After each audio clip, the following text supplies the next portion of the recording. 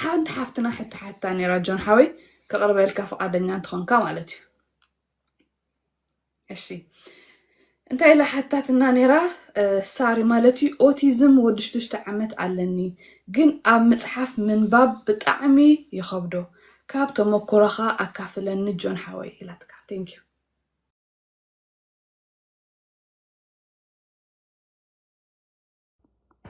እሺ የቅንልይ አይ እቲ ኣብ ኮሜንት ያው ናዕዳይ ምስጋና ዝሃቡ ንኩሎም የመስግንየ ብጣዕሚ ማለት ያው አይግባኒን ግን እንድሕር አመስግንኩምኒ የመስግንየ ናብ ሕቶኪ ክመለስ ተለኩ ቀደም ከም ዝበልኩ ፍሮም ደ ስክራች ካብ ትሕቲ ትጅምሪ ማለት እዩ ታይ አክል ሰዓትስ ምትቆላ አሕልፍ ይለኪ አነኮ 5 ሰዓት ዝከውን ቴራፒ ሄባ ነረ ንጓለይ ማለት ኣብ ገዛ ማለት እዩ ራይቲንግ እኮ ክንገብር ተለና ኣብ ገዛና ግድግዳ ሁሉ እናቸቸክና ኢና ንማሃር ነራ መስአም ማለት እዩ It's all about repetition you, especially behavioral and her testakakilu. Eye contact and her liwa. Had a botas mekamat and her kilu or kila kauzalum repetition you. Miss have midgam you. Mer ayu. Tahaji Abgaza Thailand na Thai baby had a purple chair and had a red chair. Purple chair not you, red man not you. Bimongo red chair. ናተይ ደብተር ነው ናተይ ማርከር ነው ከም ህፃን ኮይነ ማለት እዩ ናታ ምሎ ማለት እዩ ሕጂ ክንሰርሕ ተለና ሓቢርና ኢና ንሰርሕ አነ የስምር ትርኤኒ ተፈተን ማለት እዩ መጀመሪያ ተሰምረን እኮ ግን መጀመሪያ ኮፍ መባል ለሚዳ ኣብ ግድግዳ መጽሐፍ ለሚዳ it's all about process ማለት እዩ ኩሉ ሻዕ ነው ትረስት the process ዝብል ማለት እዩ በሓደ መዓልቲ አይመጽእ ግዜ ክነጥፍ ለና ምስኦም ማለት እዩ ኣብ ግድግዳ ያ ምችክቻክ ለሚዳ ዝነበረት ካኡ ናብታ ዝብለኪ ወንበራት መጽኢናስ ናተይ ዓብይ ፎልደር ነው ናታ ዓብይ ፎልደር እንዲሁ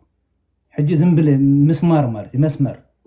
በዚ ሒዛ ተስምሮ ገለመል ካኡ ቀስና በልኩ አትሒዘያ ለሚዳቶ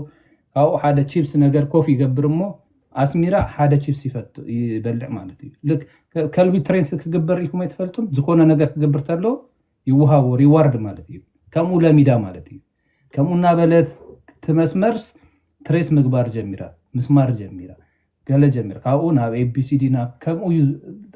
بيولد نا غبرت كبر مالتي ازي ناي مصحفنا ناي مزراو دمو زبلكو هي انا صراحو ب تمهريا تنغريا ግን በአይፓድ ያነ ደማ በአይፓድም በቴሌቪዥን ሐጊዙ ወይ ላይ ያዛምን ማለት ግን ምስአ ኮፊ ለግን ሰማዕትኒ ኤ ብላ አይተመለሰልኝ ቢ ብላ كل شيء repetition اللو حدا سب مستقوال ومستودي على متجمرس تكي تمفتح يقول فيهم او يركويو نمنتاي داي تو داي مستقوال اي يحل فيو ግን حدا ቦታ ቴራፒ ሲዱሎሞ በቃ الكن دحر ተቀሚጥከይ ኖ መፍትሄ አይተረክብኝ ማለት ቤቢ ጊዜ ይብላን እኮ ጊዜ ዝባሃል ይብላን ነው እኮ ዝብለኪ ሙሉ ሰለስተ ቦታ ከዳም አብገዛን ቴራፒ ለዋ ማለት ካራቴ ተከይድያት ካራቴ ነው አሉ ቴራፒ እኮ መስዘብ ሙዓል ማለት እዩ ሕጂ አይ ቲንክ 4 ዓመት ከይዳላ ብሉ ቤልት ይዘላዋ መሰለ ንብላክ ክልተ ይስተርፋ ሕጂ ንብላክ ክልተ ይስተርፋ ጠፋና ዝራ ተዛረው አይትርያልኪ በዛባ ሰልፍ ኮንፊደንስ ክትዛረብ ይዕገስየ አይ አማንም ቦታ ይድበጽሕን ግን ሓሊፉ መስመጻ ግን ኪክ የዝገበሩ ቆቆዩ ያተበል እና ከሙዩ እና ነሳ ቆልዓ ዝብላ ሕጂስ በዚ ማለት በዚ አይውዳን ከምዚ ግበሪ ግን ስልከይ ወይና ናተይ ሀብያሞ ከመይ ከም መግባር ከም ዘለዋ በደንብ ይገረ ወይ ክስታይ ከብላይ ከለየምበር ክልተ ሰዓትም ይውህድዩ ኩሉ ነገርስ ንምግላጽ ማለት እዩ ግን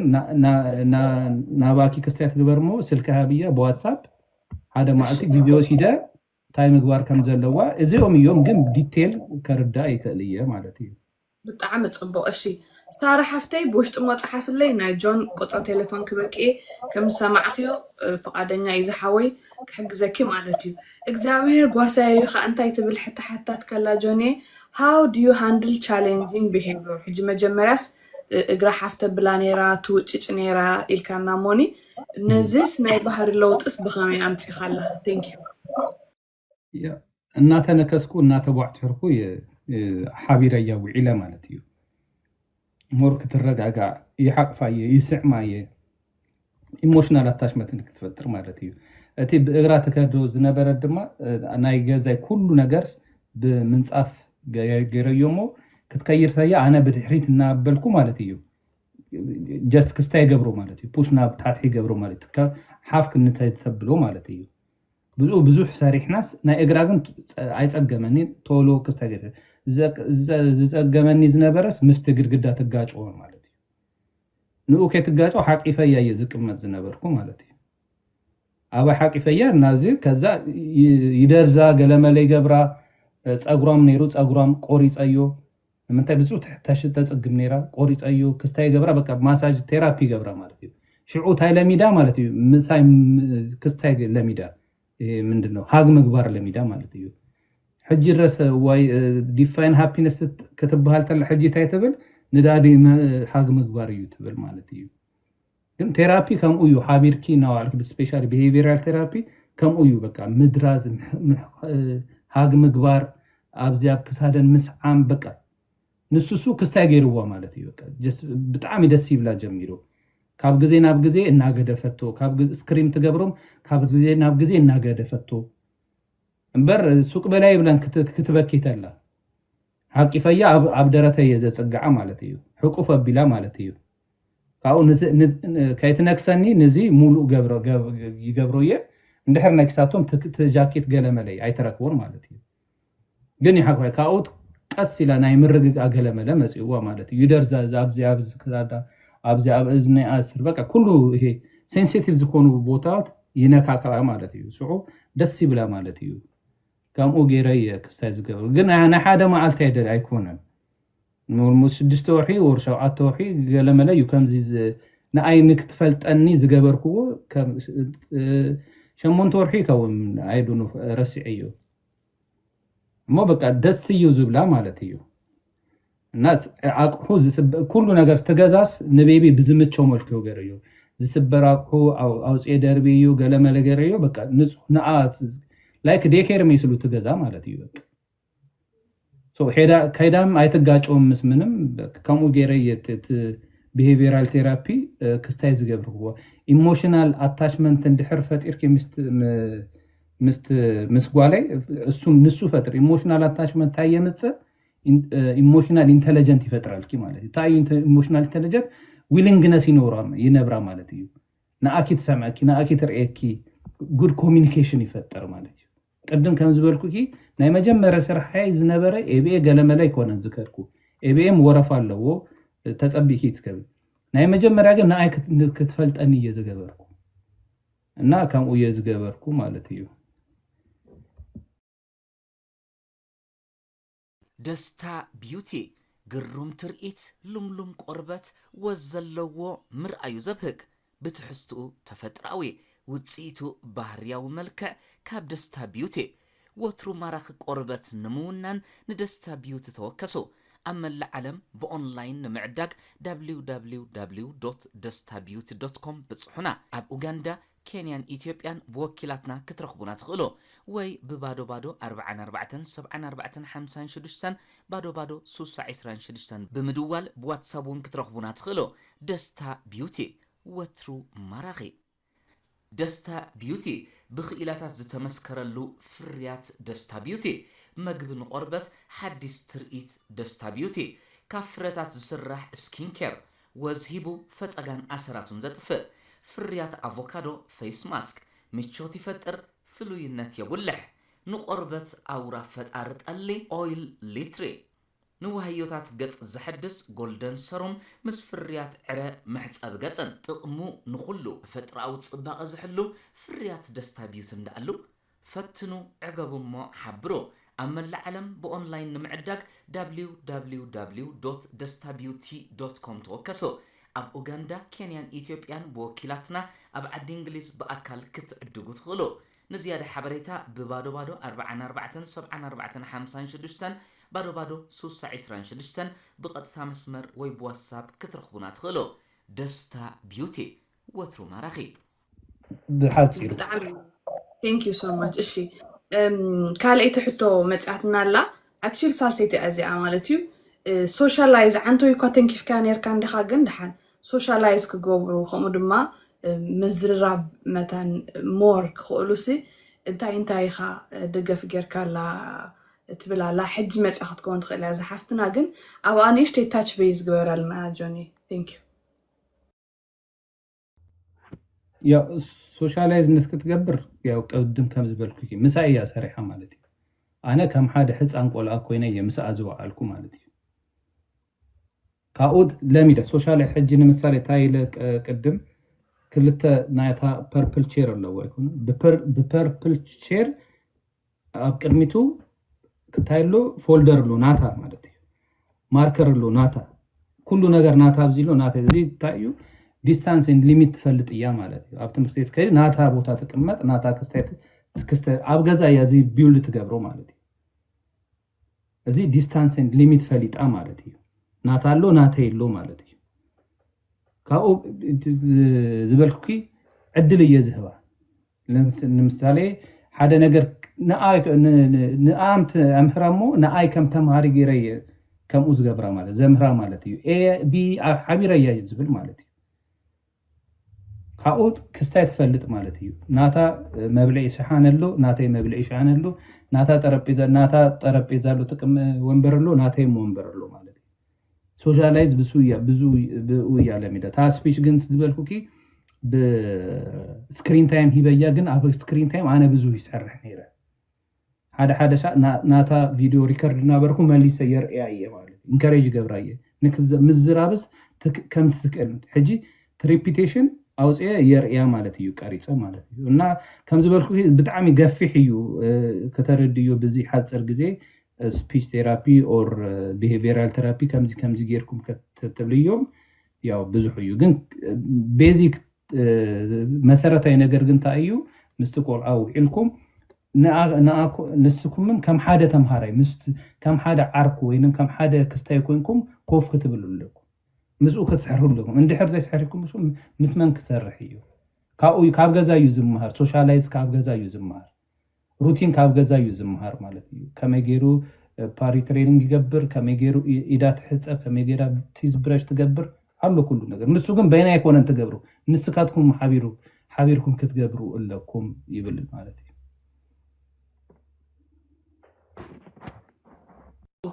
Thank you guys كلاتكم حتى تدلخم تتابعونا زلخم كومنت تقبر زلخم بتعمي مسكنكم موسين تايب لنا له ملو جزيو مهابو اتقندي ناي جون يعوي توي لنا له ناي مود اتنباري اتعين الثيرابيس وكأني interventionist اتم زبالتو تقمتي إلكا تحسب نسخة خابتا موكورا خاجان حاوي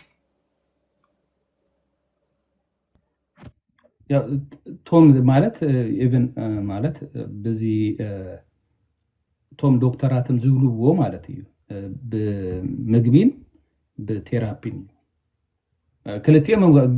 ንሱ ይቀድም ማን እዩ ዝበልኪ ሙሉ ጊዜው መሃቡ እዩ ዝበለኪ ቆራ ልክዕ እዩ ሙሉ ጊዜ ክትህቢ ተለኪ ማለት እዩ ቦዘር ደም ትራይ ትሞክሪዮ ማለት እዩ ጊዜ እንድሕር ዘይብልኪ ግን ኣይትሞክሪዮ ሕጂ ኣነ ይፈልጦም ዓርክታት የሎ በመግቢ ሰሪሖም በደንብ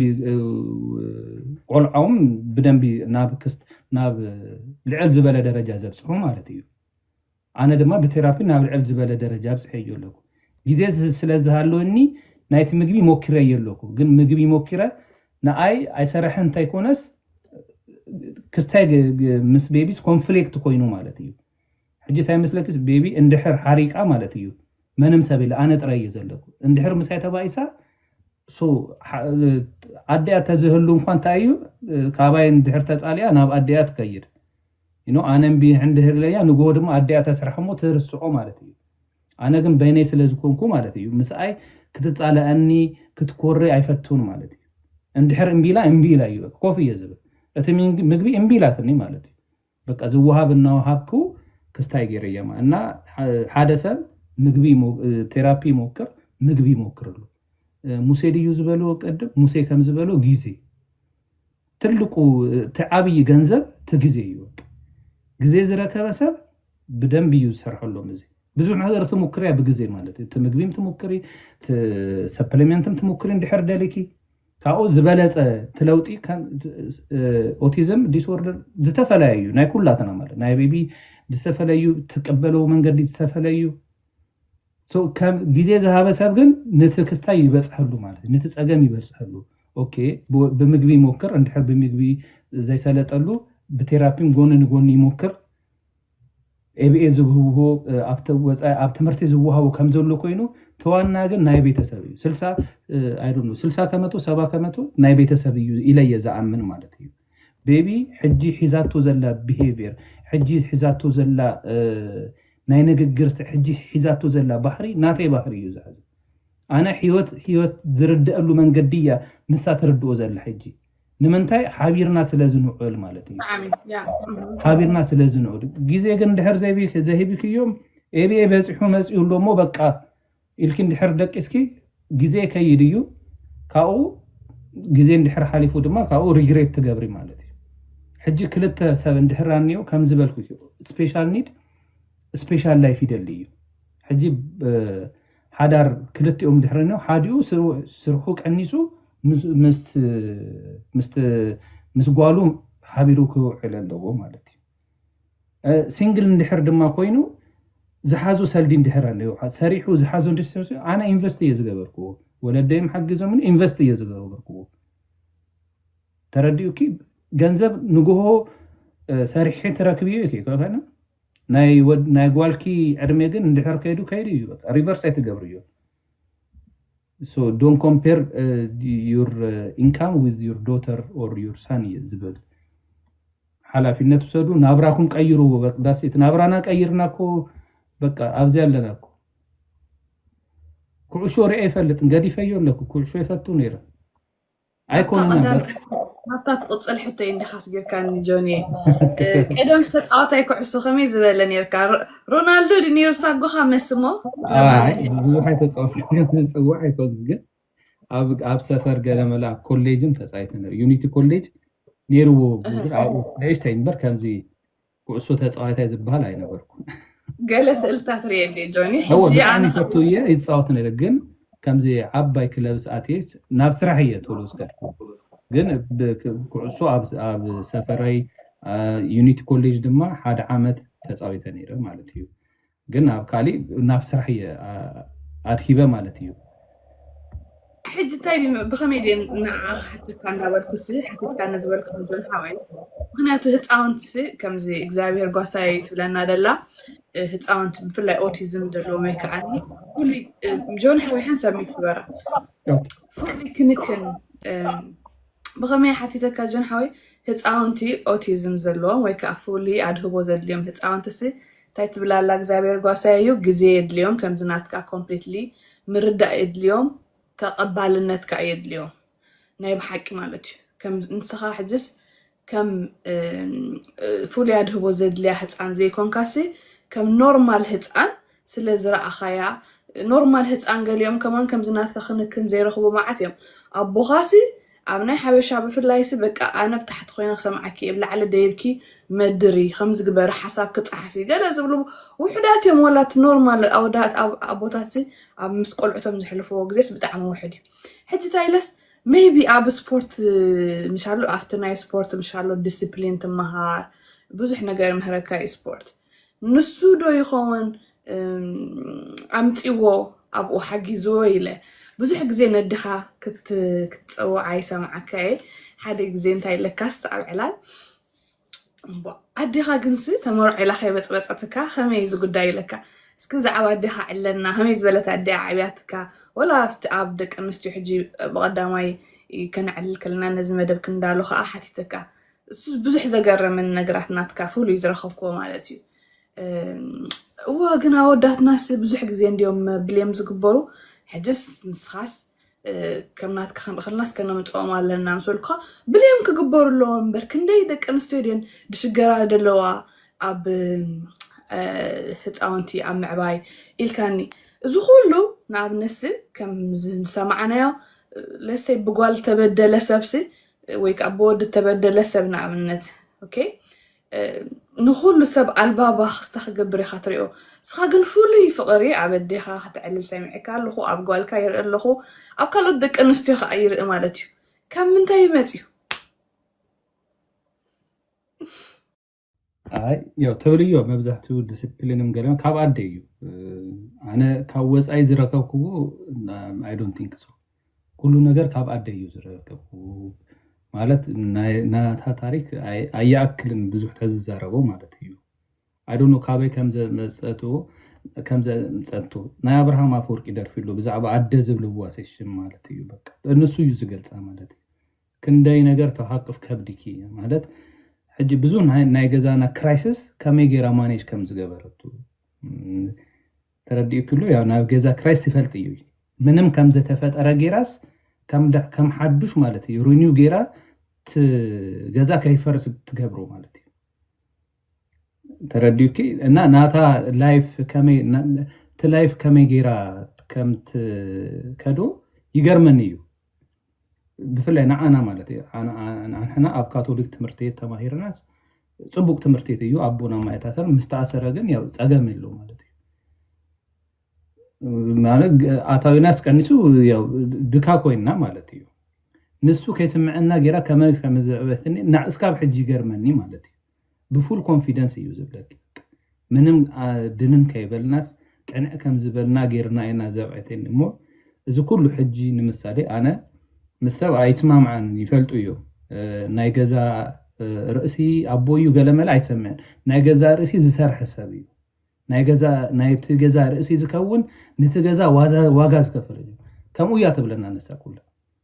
انا زفلط اب غزاي ماما ناي تغزا رئسي كوينه ابوي نبرن اب اسري نيرو ግን ناي تغزا رئسي كوينه ت ቤተሰብ አኪባ አነን አርባዕተ ነው አውዳ نمعبا يالله يكون كأسرتلو أبا يوهابو تباهيلا نرن أسرت حدا كفلين يرانسا تمرتا دوب بلا سراح آتيا أيوهابوني لا ينزع بيتنا مالتي سو أبزي ناتنا غزا راس من يزبار ماما يا مالتي أنا بزفلتو مالتي مو كمزي حجيم حدا قوال كمزي نو أبزي مبزحتو زرقون أقوالات يوم حالفين توسيدا أودات تزوس دونورن أوكي أودات قوهيد ግን ዝረክበን ኩሉ ሸን አወዳትየን አጓላትየን ሐላፊነት ወስደን ሪሶርስ ከደልያ ታይታ ባህለ መን ከምዚ በለ አቴንድ ዝገብራ መንየን ኦብዘርቭ ግበር ይንስኪ መንየን ዝገብራ አዋልድየ አነ ናያደ ጫፍሪየ ብጣሚ በቃ ጽቡቅ አዴት ባህሪየ ብጣሚ ደም ሕማቅ አዴት ባህሪየ ማለት ሶ ኩሉስ ጀጅ ዝገብሮ በመንታዩ በስርሁዩ ماما كمزي كل شيء ماما كمزي زبلا مالتي نمت بسرحة يكون لا كاله يكون إيوالا دو تزكون يلعلادي يلعلانكو نكبدا كتبل دقات أنتينا كمزي جرا إلى يززارة مالتي حجينا أيم مالتي جزاك تايم كوانو مالتي أنا شو كمان يسبال يوحنس والبي بليه نايمن كل عيك كبال تلقون نايجنتي يزبل نيرا مالتي تقاز فلت أنا السايا ناتي تل عبي مغي نا عدي شوفون يو تساليس ناب غزا كاتتلو كمصتلو بشوفون تدبيقيه كم اجغنا يفلطنا انا እና ካብ አደይ ኩሉ ነገር ሕጂስ ካብ አደን መዕባይ ሓወይም ብጣዕሚ ንፉዕ ጎበዝ እዩ ንሱም ያው ተተሓትዮ መጽዩ ብዛዕባ አደዩ ዝዛረብ ስለዚ እስኮም አቦይም ነብሶይም ሓሩ ሕጂ ሞይትሎ መጽዩ ተዝሕተት ብዛዕባ በዓል ገዙ እዩ ዝዛረብ ብጣዕሚ ማለት አነ ካበይ ከም ዘጠምጦ ቃላት የብለይን ማለት እዩ ድማ ክዝረ በላም ደግሞ አይተፈቱን ማለት እዩ እጂታ ስትሰምዕ እንደ መን ደካ ተዛረብልኩ ያትብለኝ አይተፈቱን ማለት እዩ ከምዚ እና ከምኡ ጌራያ كنو حسب كائنات جون عوي እና ካብ አየ ዝወሰድኩ ናይ ገዛስ ነገር ማኔጅ ምግባር ካብ አደየ ዝወሰድኩ ሓላፊነት ሙሳድ ካብ አደየ ዝተማርኩ ሸውዓተ ቆልዓ ቀሊል አይኮነ بدنبي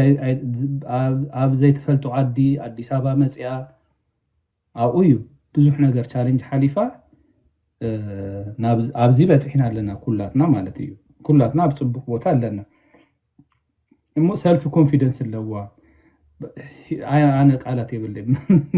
ናአስ ገሊጽ አይወዶን እሞ ናይ ጥንካሬም ናይ ኩሉ ነገር ባህሪያት ጽቡቅ ዝባሃሉ ባህሪያት ናይ አደዩ ሕማቅ ዝባሉ ባህሪያት ድማ ምናልባ ካብ እንድሕረልዩኒ ንሶም ናይ ካወጽ አይዞሰርኩም ኤግዛክት ግን ኩሎም ጽቡቅ ዝባሃል ይባርካ ክንከናይ ፍቅራይ ንጓላይ ዘለኒ ኩሉ ያው ማማገነት ይውሰዱ ደስታ ቢዩቲ ግሩም ትርኢት ሉምሉም ቆርበት ወዘለዎ ምርአዩ ዘብህግ ብትሕስትኡ ተፈጥራዊ ውጽኢቱ ባህርያዊ መልክዕ ካብ ደስታ ቢዩቲ ወትሩ ማራኺ ቆርበት ንምውናን ንደስታ ቢዩቲ ተወከሱ ብኽኢላታት ዝተመስከረሉ ፍርያት ደስታ ቢዩቲ መግብን ቆርበት ሓዲስ ትርኢት ደስታ ቢዩቲ ካብ ፍረታት ዝስራሕ ስኪን ኬር ወዝሂቡ ፈጸጋን ኣሰራቱን ዘጥፍእ ፍርያት አቮካዶ ፌስ ማስክ ምቾት ይፈጥር ፍሉይነት የቡልዕ ንቆርበት አውራ ፈጣር ጠሊ ኦይል ሊትሪ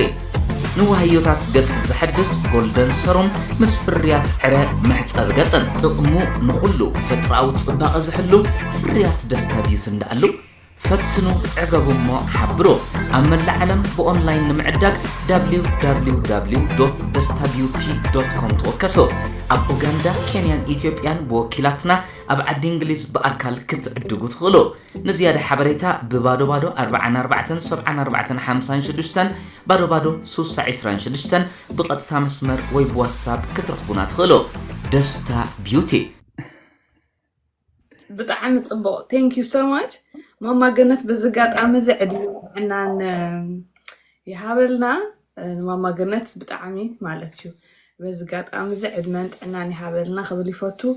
اسكي جوني حاوي انا كون حنت ساعات هذا حن جوني دا صقم يلني لكانيره ساعات فرقان كيدنا لنا تردين نريخم خم نخير جن thank you so much father of the year املي امازرلو ذا كومنت thank you guys ስለዚ ሁላትኩም father of the year እንዳጽሐፍኩም ነዚ ጻንሐና መደብ ተሓጊስኩም ገለ ነገር ተማሂርኩም ተሪፍልኩም ክኾን ከም ዝኽእል በዓል ተመልኦ ተስፋዬ ከምዛ ዓንቶ ይዝበሎ ክትሕገዙ ትደልዩ ናቱ ፎሎ ግበርዎ እቲ ቪድዮታቱ ሪኢኻ ጥራያነ ንባዕለይሲ ክንደይ መዓልቲ ኣሎ ዝኾነ ምሽ ሓደ ግዜ ድኽም ኢልካ ጸንሕ ቪድዮታት ናቱን ናይ ጓሉን ርኢ በቃ ብጣዕሚ ምሽ ኤነርጂስ ሓፊ ብል ማለት ስለዚህ father of the year እንዳበልኩም thank you በለይ ንጆኒ ዕድመ ያኽቢሩ ስለዚ መጸ ኣነኻ 10 ዓመት ጽምብል ናይ ሜሪ ሾው ካብ ዝጅምሮ ከመይ ዝበሉ ንፉዓት ሰባት ብጣዕሚ ኢንስፓየር ዝገብሩኒ ከም በዓል ጆን እንዳምጻኹ ንዓኹም ከዘናግዕ ክምህር ቃሊኣቱ ማለት እዩ ይቐንልና እዚ መደብ እዚ ኣብ ዩቲዩብ ቻነልና ውን ክጻዓኒ ከም ዝኹሉ ግዜ ትፈልጥዎ ደስታ ኢንተርቴይንመንት ኢልኩም ሰብስክራይብ ብምግባር ስድራቤት ደስታ ሚዲያ ሁኑ ማለት እዩ ብጣዕሚ ነመስግን ጆን ሓወይስ ከዓ መወዳእታ ለቦዋ ወይ ከዓኒ ነዚ ሕብረተሰብናሲ ክበሃል ኣለዎ ትብሎ ወይ ድማ ኣነ ዝረሳዕኽዎ ነገር እንድሕር ኣሎ ክትህበና እዚኦም ኩላትኩም father of the year ትጽሕፉ ደለኹም ከዓ በዚ ናይ ወርሒ ናይ ኦቲዝም awareness ወይ ከዓኒ بزعبا منقح ሕብረተሰብና بزعبا autism month April month the whole month زيمشتو يا ስለዚ the whole month كأني أبزي زمسخم 110 تخونو سبات ننتفلطوم autism زلوم ህፃውንቲ زلوم ولدي داويلكم كم يالخم دهيوم محتاج نتخن حجز مبال አይተረስዑ ጆን ሓወይና ባኻ ዘይተንከፍናዮ ዝረሳዕናዮ ነገር እንድሕራለሁ thank you እሺ የመስግን ሜሪ ሓፍተይ መጀመሪያ ናአኪ ከመስግን ማለት ንስኪ ፓርት ኦፍ እቲ አካል አይ ኮንኪን ይፈልጥ የቡሽቲ ብዙሕ ተዘራሪብና ኢና ከም ሓፍቲ መጠን ተገዲስኪ ደውልኪ መዓዝልኪ ማለት it's not your business ግን አነ ታይአምን መስለኪስ ንሕና ንሓልፊና ይኮነ ነቲ ጀነሬሽን ግን አትሊስት ማለት እዩ ካብ ጽልኢ ወጻይ ዝኾነ ነገር ሂብና ይሁን ሕለፍ አነ ንሱ የዛምን ኤርትራ ይኮነ ኢትዮጵያ ይኮነ ብቋንቋ ስካብት ዝተራራዳኩ ኣብ ዝምልከተኒ ነገር ማለት እዩ ኣብ ዝምልከተና ነገር ንሕና ዝግበር ነገር ጌርና ታሪክ ብዚ ይተሓውሰና ማለት እዩ ሪከርድ እዩ ዘይኮነ ሪከርድ ይከውን ምሽ ታሪክ ብዚ እዩ ዝዝክረና ታሪክ እንድሕር ይዘክረና ካሊ ነገር ኮይኑ ግን ንፈጣሪ ግን እዚ ሂብና እዩ ኢና ንሕና ኢለየ ዝኣምን እሞ ኣነ ንኣኪ ከምስግን ይፈቱ ከም ሓፍቲ መጠን ደውልኪ ብዙሕ ዕላል ነይሩና የቅንልና ሜሪዬ ይብል ፈቱ ካብኡ ዘሕልፎ መልእክቲ ያው ብዙሕ ተዛሪበ ይሎ ሓላፊነት ንውሰድ አይንህደም ላይክ ፓረንት አይንህደም ዘይሃደመ ፓረንት ኩሉ ነገር ሶልቭ ይገብሩ እዩ ታይ ይገብር ሕጂ ዘይሃደመ ፓረንት ታይ ይገብር ኮፊ ይብላል ግዙ ተጸገም ይሮ ክስታይ መዋጾ መንገዲ ይፈጥር ማለት እዩ ሰልፊሽ አይንህደም ብፍላይ ኣብ ቆልዑት ዝግበር ከምዚ ሓዲምካስ ካሊ ናብራ መንበር ኣነ ብእውነት አንሲቪላይዝድ እየዝብሎ ማለት እዩ ሲቪላይዝድ ንኩን ሲቪላይዝድ ምኳን ማለት ንካሊ ሰብ መንበር ማለት እዩ ናይ ካሊ ሰብ ዝተሰበረ ነገር ምጽጋን ማለት እዩ ነሱ ጸግንካ ጠጠው እንደረብልካ ይካነስካስ ብግዜካ እዚ ሰሕሪካ እዚ ነበርካ ሓሊፍካ ትበሃል ማለት እዩ ሓዲምካስ ከድካስ ንሓደ ከብድካ ክትብል ነውሪ እዩ ብእውነት ማለት ነውሪ ብጣዕሚ ነውሪ መብዛሕቱ ኣነ ብዛኣምነሉ ናይ ኣዌርነስ ታይኮነስ ናይ ሰልፊሽነት ጸገም እዩ ዘሎ ካብ ኣዌርነስ ንላዕሊ ማለት እዩ ንሓደ ነገር እኮ ክትበሃልከ ምንባብ ዘይክእል ሰብ ብሎ ኣብ ኤድና እዩ ኩሉ ነገር ስልክና ኣሎ ከም ቀደመ ይኮነን እኮ ኣነ ከም መሓላልፋ ዝደሊ ንቀጻሊ ወለዶ ዝከውን ነገር ሰሪሕና ንሕለፍ በብ ዘለና እዩ ኣነ ዝምልከተኒ ኦቲዝም እዩ ብዙ ኦቲዝም ኣነ ብዝፈልጣ ይደውሉልኝ እዮም ግዜ ሂበ ይነግሮም የናተይ ልምዲ ናተይ ገለመ ገይረ ማለት እዩ ኩላትና ነው ንቤተሰብ ግን ንፓረንት ንኣዶን ንኣቦን ብፍላይ ንኣቦ ዶን ቢ ሰልፊሽ አይትኩኑ ካሊ ናብራስ አይትጥምቱ መጀመሪያ ዝተዋበኩም ፈጣሪ ዝሃበኩም ጓልወር ወዲ ብደንቢ ንሱ ተከናከኑ የዝብል ተከናከኑ ካኡ ንሱ ከይተከናከንኩም ትነብርዎ ናብራስ ከም ናብራ አይትቁጸርዎ ከም ሰብም ንብዓልኩም አይትቁጸሩ የዝብል ንጓሉ ሓዲጉ ዝከተ ንወዱ ሓዲጉ ዝከተ ኣዶ ትኩን ኣቦ ይኩን ከም ናብራ ይቁጸሩ ጀስቲፋይ ግበ ከምዚ ስለዝኮነ ነው ኣነ ጀስቲፋይ ገብር ብዛዕባ ቤቢ ብዓባልት ገዘ ጀስቲፋይ ይገብር ለምሳሌ ቤቢ ኣብ ኣደያታት ትሕዛ ነይሩ ኣነ ዝግቦ ክፈጽም ነይረ እንቢታ ዝብለኒ ናብ ፍርድ ቤት እየ ዝከይድ ፍርድ ቤት ከድኪ ሓደ ወዲ ንጓሉ ምራይ መሰል ኣለዎ እንድሕር ኣልኮኒክ ዘይኮይኑ እንድሕር ሱስ ዘይብሉ እንድሕር ወንጀል ዘይብሉ ኮንኩ ምራይ ይክልዩ እና ኣነ ዘሕልፎ ዶን ቢ ሰልፊሽ እያ ታመእሰሪ ማለት እዩ ሓላፊነት ውሰዱ እና ያክል እዩ መስለኒ ይኮነን ወዲና ኣነ ዳተን ንቕጽለላ ተንቕና ኣይጸልእኒ ምክንያቱ ሰብ ራእዮ ምን ቃይበለ ናይ ከለን ዕላል ጥዒምዎ ብምሉእ ምሳና ይብሎ ግን ካልእ መዓልቲ ከኣኒ ብካልእ ኣጋጣሚ ማለት እዩ ሕዋት ኣርእስቲ መሪፅና እዚ መደብ እዚ ዝውድእ ኣይኮነን ብዙሓት ሕዋት እውን ሕቶታት ኣለኩም ሓንቲ ሕቶ እብላ ንፀኒሕና ብስታሕቲ ባይዘወይ ኣብ ኔክስት ታይም ከዓ ግዜ ፈሊና ሜቢ ናይ ሕቶን መልስን ጥራይ ክንገብር እውን እንኽእል ኢና ሜቢ ኣብቲ ንሱ ዘተኮረሎም ነገራት ማለት እዩ ክቡራት ተዓዘብትና ናይ ሎማዓንቲ መደበይ ስለተኸታተልኩም ብልቢ የመስግነኩም እዚ መደብ እዚ ኣብ ዩቱብ ቻነልና ናይ ደስታ ኢንተርቴይንመንት ክፀዓንዩ ስለዚ ዝሓለፈክን ውይ ሓሊፍና ኣበይ ምሴ ይብላ ንለዋ ኣብዚ ኮመንት ኣጆኽን ኣይሓልፈክን እዩ ኣብ ዩቱብ ከዓ ክንፅዕነልክና ሼር ብምግባር ስድራቤት ደስታ ሚድያ ኮኑ ብልቢ የመስግነኩም ልዕሊ ዝኾነ ነገር ግን ሎማዓንቲ ናይ ክብሪ ዕድመይ ኮይኑ ዘምሰየ ዮሃንስ ብጣዕሚ የመስግነካ ጆን ሓወይ በዚ ጋጣም እዚ ከዓ ነዛ ምጭውቲ ጓልካ ዳናይት ከዓኒ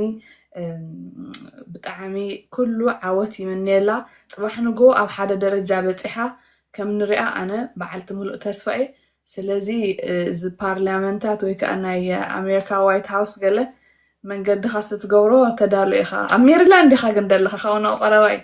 ብዙሕ ኣይትሽገሩን ሚት ኣለኻ ዝያዳ ኣብኡ ኢና ዘለና በቃ ካሊእ መዓልቲ ከምዚ ክልቴና ተኮነስ ካልኦትም ኣትዮም ከም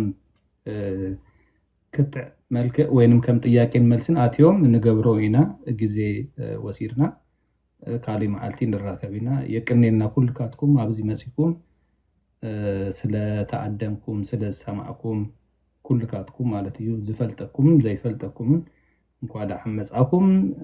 ደሓን ሕደሮ ወይ ደሓን ዋዕሉ ኣብ ዘለኹዎም ሜሪዬ የቅኔለይ ዝበረበረና ግዜ ኣብ ድላይኪ ተትጽውዕኒ ናተይ ግዴታ እዩ ኣብታቲ ምለው ትግርኛ ይሰምዑ በር መልካም ኣያል ዝበሃሉ ኣብዚ ዝፈልጦም ማለት እዩ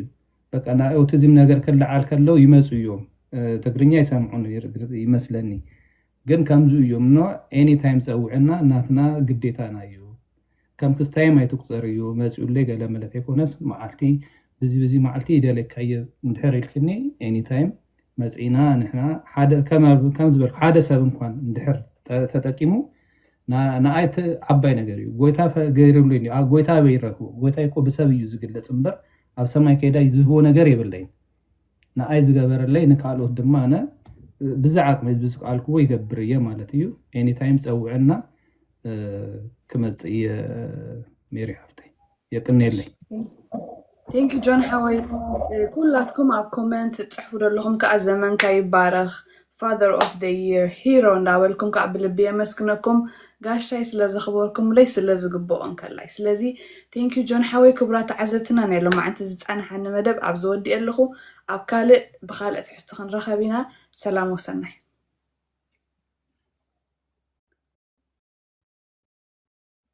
እሺ Amazing. So you have thank you. Subscribe ግበሩ follow ከግበሩኒ ብጣዕሚ ኣነ inspire ኮይኒ am say ዘለኹ more highly በቃ ተሰሚዕኒ ደስ ይለኒ am say ከምዚኦም ዓይነት ጀጋኑ ኣወዳት ክርኢ ከለኹ ኣነ በቃ ሕጉስ የዝብል ጀጋኑ ቦታት ነው ቶም ብሙሉእኩም በዝወር ሕዝኻ ከም ዝበልኩም ናይ autism awareness ይዘሎ